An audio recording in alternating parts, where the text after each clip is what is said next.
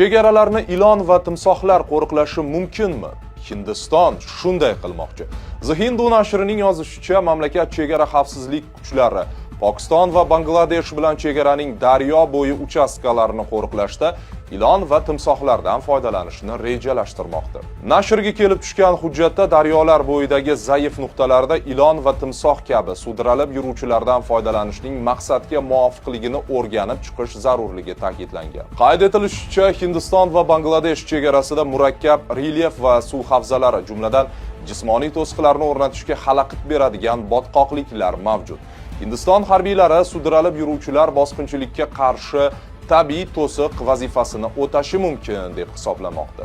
Loyiha hozirda o'rganish bosqichida. Bu masalaning asosiy kamchiligi chegaraning har ikki tomondagi mahalliy aholi uchun tug'diradigan xavfidir.